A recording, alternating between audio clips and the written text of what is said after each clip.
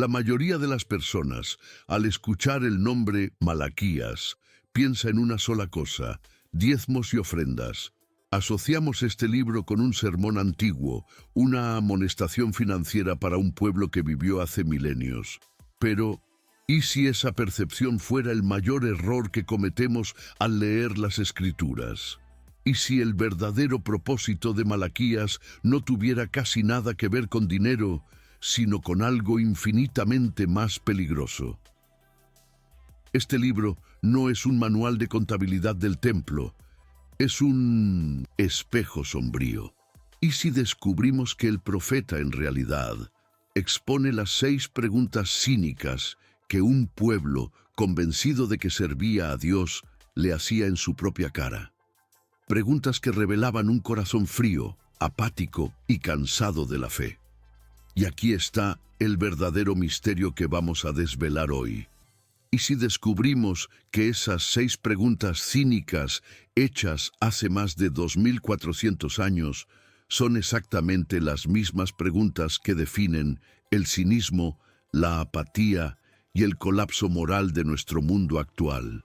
¿Cómo puede un texto tan antiguo, polvoriento y casi olvidado, diagnosticar con precisión quirúrgica la mentalidad del siglo XXI?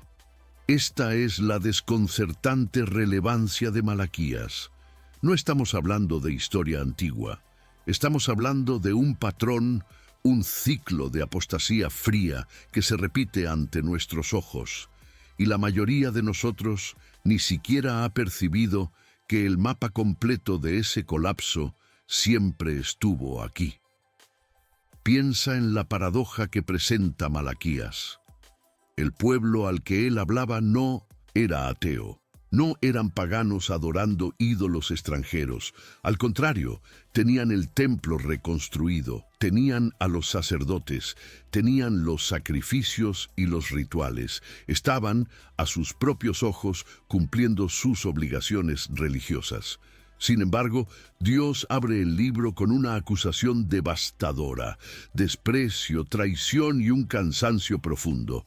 Este video probará cómo tener la apariencia de piedad, pero negar su poder no es un problema moderno inventado por nuestra generación. Es el síntoma final de un pacto roto. Y Malaquías nos dio el diagnóstico completo. Si tú, como nosotros, eres un apasionado de ir más allá de lo obvio, de desentrañar los secretos profundos que la Biblia guarda bajo la superficie de la lectura casual, entonces has encontrado tu lugar. Lo que haremos ahora no es solo un estudio bíblico, es una autopsia espiritual, exponiendo un patrón peligroso que conecta directamente el corazón de aquella generación con el nuestro. Estamos a punto de revelar por qué Malaquías puede ser el libro más importante para entender el año en que vivimos. Si esta promesa, este viaje al corazón de la verdad, ya resuena en ti, queremos que seas parte de esta expedición. Ayúdanos a llevar esta luz más lejos. Haz clic en me gusta para que este mensaje llegue a más personas. Suscríbete para no perderte ninguna de nuestras futuras investigaciones y comenta ahora mismo desde qué ciudad o país nos estás viendo. Queremos saber hasta dónde está viajando esta verdad. Cierra los ojos por un instante y viaja con nosotros. No estamos en Babilonia, el exilio ha terminado. Estamos en Jerusalén, alrededor del 450 a.C., bajo el vasto y opresor dominio del imperio persa. El aire no vibra con victoria, está pesado de polvo y decepción. Sí, el templo está en pie. Zorobabel lo reconstruyó. Los muros están ahí. Las piedras fueron colocadas. Pero, ¿dónde está la gloria prometida? Los profetas Ageo y Zacarías hablaron de un futuro resplandeciente, de una nación que sería la luz del mundo, de un templo cuya gloria superaría a la de Salomón. Han pasado décadas, y que ven una provincia insignificante, luchando por sobrevivir. La esperanza que los trajo de vuelta de Babilonia ahora parece un espejismo cruel en el desierto de Judea. Esa decepción es la clave para entenderlo todo. La generación de Malaquías es una generación desilusionada. Nacieron escuchando historias del poder de Dios en el Éxodo o de la gloria del templo de Salomón, pero su realidad era mediocre, gris y frustrante. Miraban el templo reconstruido y no veían la nube de la gloria de Dios. Veían solo un edificio administrado por burócratas persas distantes. Esta desilusión es un veneno lento. No lleva al ateísmo ruidoso y rebelde. Lleva a la apatía silenciosa, al encogimiento de hombros espiritual. La fe se convirtió en una carga, una obligación cultural y no en una fuente de poder. Estaban espiritualmente exhaustos, y es en ese vacío de esperanza donde el cinismo de Malaquías comienza a tener sentido. Ahora miremos el mapa de aquel tiempo. Olvida la idea de un reino poderoso como el de David. La provincia de Yehud, como la llamaban los persas, era minúscula. Era una mancha geográfica, económicamente débil y políticamente irrelevante. Estaban apretados entre el poder de Egipto al sur y las vastas satrapías de Persia al norte y este. No eran una potencia militar ni un centro comercial vibrante. Simplemente estaban allí. Y esto es crucial, porque nos muestra que el problema que Dios identifica en Malaquías no era geopolítico. Dios no estaba preocupado por los grandes imperios paganos de alrededor. Su lupa, su enfoque intenso estaba en ese pequeño poblado, en esa comunidad insignificante que llevaba su nombre sagrado. Y aquí, la tensión del misterio se profundiza. El epicentro de la crisis no estaba en el mundo exterior, estaba dentro de los muros de Jerusalén. El problema no era la influencia pagana infiltrándose, el problema era la podredumbre que brotaba del propio templo. Esto es lo que impacta en Malaquías.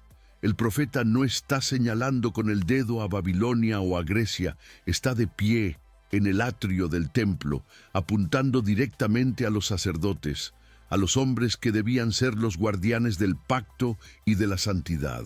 La corrupción no venía de fuera hacia adentro, emanaba del lugar que debía ser el más santo de la tierra.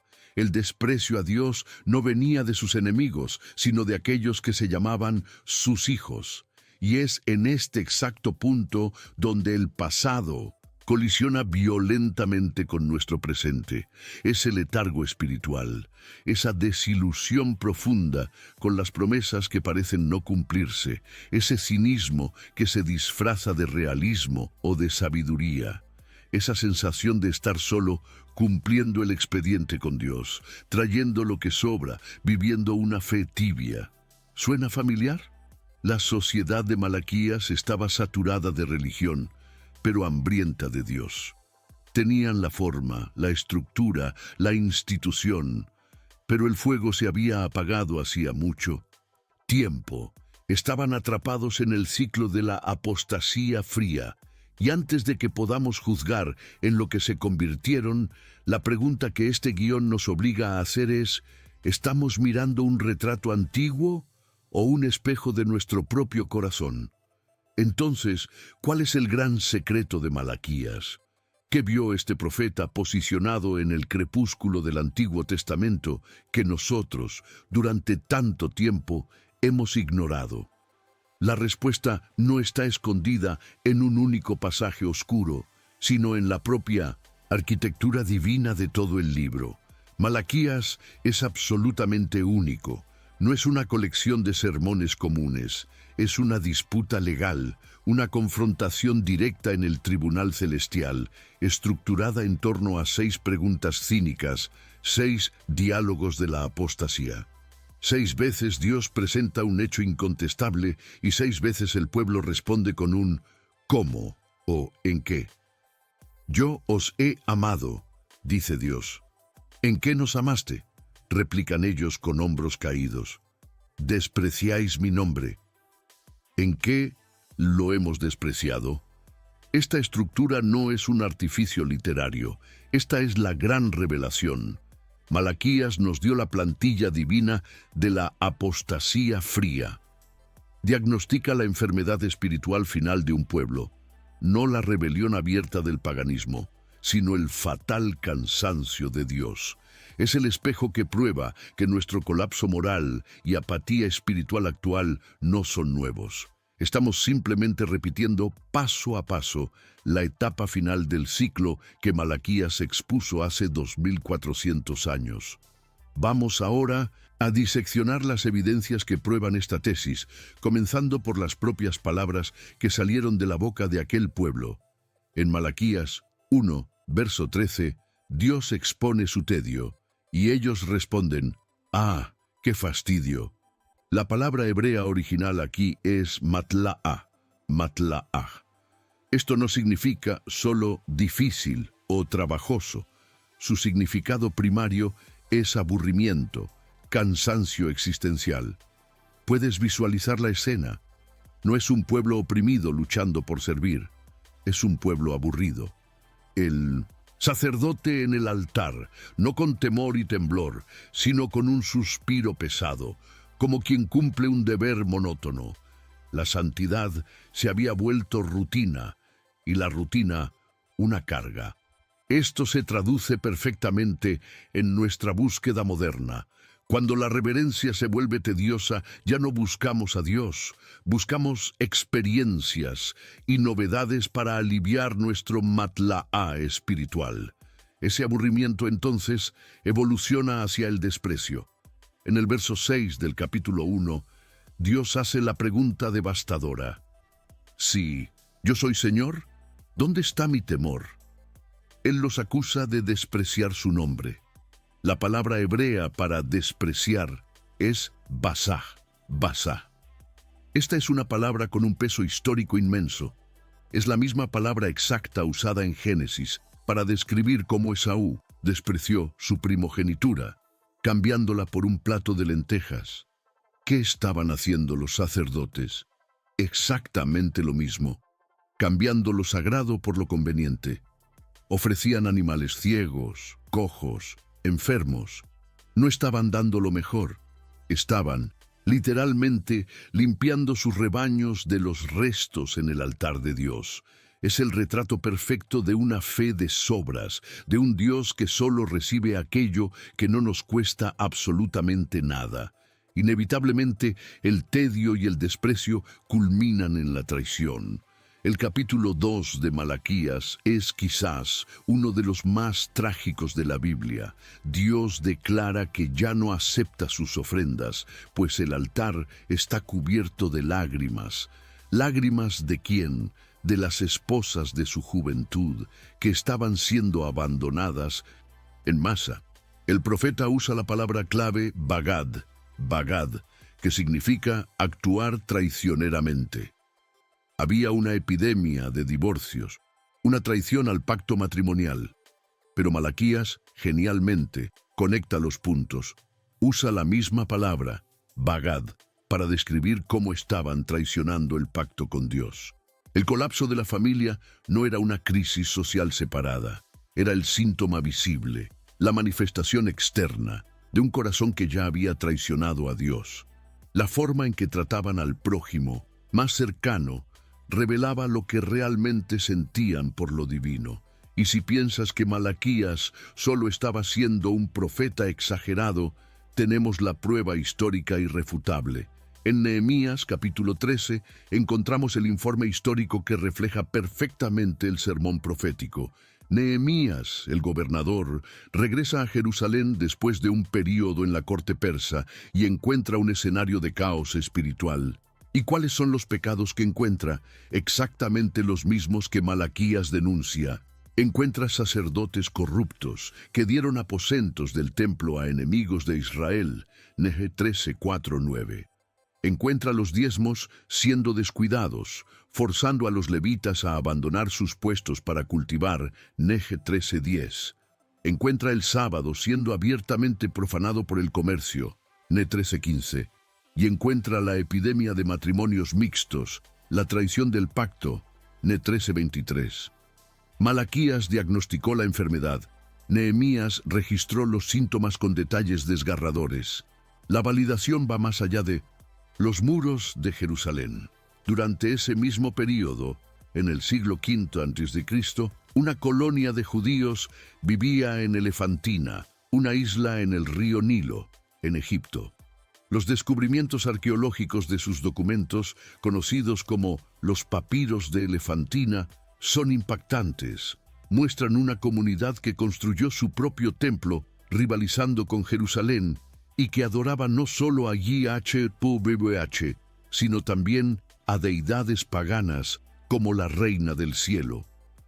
Sus cartas y contratos revelan una visión completamente distorsionada y sincrética de la ley de Moisés. ¿Por qué esto es tan importante? Porque prueba que la confusión espiritual, la corrupción de la doctrina y la dilución de la fe que Malaquías denunciaba no eran un problema aislado, era el espíritu de la época. El pueblo de Dios, tanto en casa como en el extranjero, estaba perdiendo su identidad. Y ahora, la conexión que trae el diagnóstico de Malaquías directamente al siglo XXI. El apóstol Pablo, escribiendo a Timoteo sobre los postreros días, describe el carácter de los hombres en ese tiempo peligroso. En 2 Timoteo capítulo 3, enumera una serie de pecados, como el amor propio y la arrogancia, pero luego resume la condición espiritual que permite todo eso, en el verso 5. Dice que esos hombres tendrán apariencia de piedad, pero negarán la eficacia de ella. Detente y piensa en esta frase, apariencia de piedad. Tienen los rituales, el lenguaje, la apariencia de la religión. Frecuentan el templo o la iglesia, pero niegan el poder que transforma, el poder que santifica, el poder que genera temor. Esta es la definición bíblica más precisa de la sociedad de Malaquías. El profeta no estaba viendo solo el fin de Israel, estaba viendo el patrón espiritual del fin. La validación final viene de los labios del propio Mesías. Siglos después, Jesús camina por las mismas calles de Jerusalén y confronta a los líderes religiosos de su tiempo. Si lees Mateo 23, la retórica es idéntica a la de Malaquías. Jesús no acusa a los fariseos de ateísmo, los acusa de hipocresía, los acusa de diezmar meticulosamente la menta y el comino, mientras descuidan lo más importante, la justicia, la misericordia y la fe. Mt 23:23. Los acusa de limpiar el exterior del vaso, mientras el interior está lleno de avaricia e impureza. Mt 23:25. Jesús estaba condenando la misma enfermedad, la misma apariencia de piedad, la misma adoración externa impecable que servía solo para enmascarar un corazón cansado, cínico y muerto para Dios.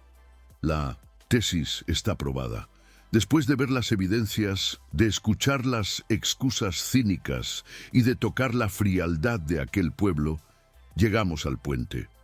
¿Cuál es el significado teológico de todo esto? La gran lección de Malaquías es quizás la más desconcertante de todas las Escrituras. Tendemos a creer que el mayor enemigo de Dios es el rebelde declarado, el ateo militante o el pecador extravagante. Pero Malaquías invierte esta lógica. El libro prueba de forma inequívoca que para Dios la apatía es infinitamente peor que la rebelión abierta. Él prefiere la honestidad de un corazón frío que admite su distancia a la hipocresía tibia e insultante de quien cumple rituales con el alma cansada. El caliente o frío de Apocalipsis 3 encuentra su raíz teológica aquí. Es la tibieza, el matlaa, el fastidio. Ese es el estado que provoca el juicio divino de forma más implacable. Esta verdad redefine nuestra comprensión sobre el juicio. Estamos acostumbrados a mirar la corrupción del mundo, el caos de la sociedad y clamar por el juicio de Dios allá afuera. Pero Malaquías obliga a Dios a girar el reflector hacia adentro de casa. El libro revela que el juicio divino no comienza con el pecado del mundo, sino con la infidelidad, el desprecio y el cansancio de su propio pueblo. El pecado del pagano es una tragedia esperada. El cinismo del sacerdote es una abominación intolerable. Y esto nos lleva a la moral central, un llamado al autoexamen implacable. Nuestra adoración se ha convertido en un fastidio.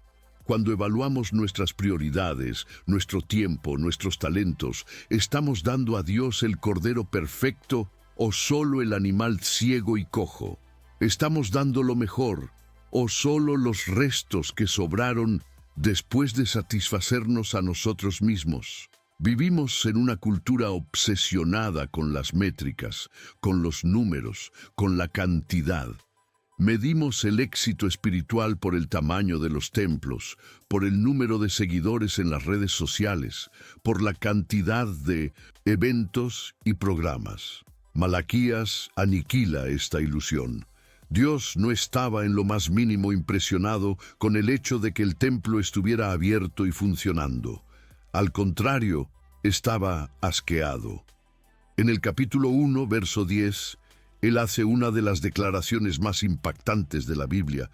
¿Quién hubiera entre vosotros quien cierre las puertas? Él estaba en esencia diciendo, prefiero que dejen de adorar a que continúen con esta farsa. Esto es aterrador y liberador. Prueba que Dios está infinitamente más interesado en la calidad de nuestra reverencia que en la cantidad de nuestros rituales. Él no busca nuestra actuación, Él busca nuestro corazón. Ahora, el espejo de Malaquías gira 180 grados. Ya no está apuntando a un sacerdote de hace 2400 años. Está apuntando directamente hacia nosotros, hacia ti. La genialidad del formato de diálogo cínico de este libro es que nos obliga a tomar una posición. No podemos ser espectadores pasivos. Al escuchar las 6 excusas de Israel, somos obligados a escanear nuestro propio corazón. ¿En cuál de esas respuestas cínicas te reconoces secretamente? Cuando miras las dificultades de tu vida, las oraciones que parecen no respondidas, la prosperidad de aquellos que se burlan de la fe, ¿alguna vez has preguntado, quizás no en voz alta, pero en el silencio de tu corazón, ¿en qué nos amaste? ¿Alguna vez has mirado tu propia jornada y sintiendo el peso del mundo, has cuestionado el amor de Dios? Sé honesto, vamos más profundo. ¿Y qué hay del cansancio, el matlaá? Piensa en tu rutina espiritual, la oración, la lectura, el ir a la iglesia. Cuando te preparas para esos momentos, sientes la electricidad de la expectativa, el temor de encontrarte con el Creador del universo. ¿O secretamente sientes el fastidio que ellos sentían? Ese suspiro pesado de yo tengo que hacer esto. Ese sentimiento de deber, de obligación cultural, despojado de cualquier alegría o reverencia real. ¿Y qué hay de tu ofrenda? Al evaluar tu vida, tu tiempo, tus recursos financieros, tus talentos únicos, ¿estás poniendo en el altar lo mejor de ti, el cordero sin defecto, aquello que realmente te cuesta? ¿O tú, al igual que ellos, te has acostumbrado a darle a Dios solo el animal ciego y cojo?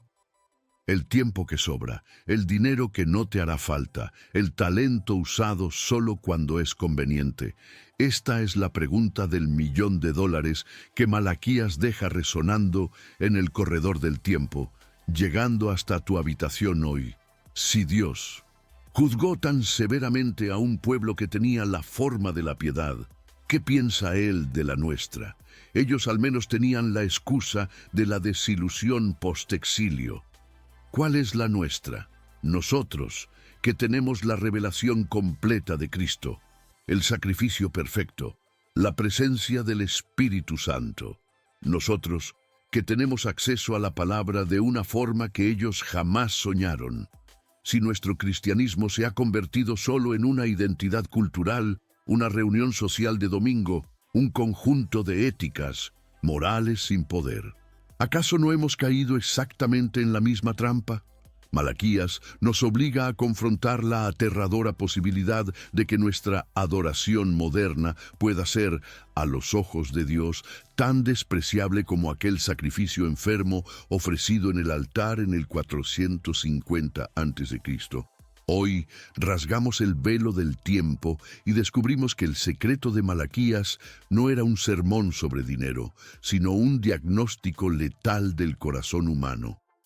Vimos que la apostasía fría, ese cansancio de Dios disfrazado, de piedad, ese cinismo que se esconde detrás de rituales vacíos, no es una invención del siglo XXI. Es el eco ensordecedor de las 6 preguntas cínicas hechas por Israel hace milenios.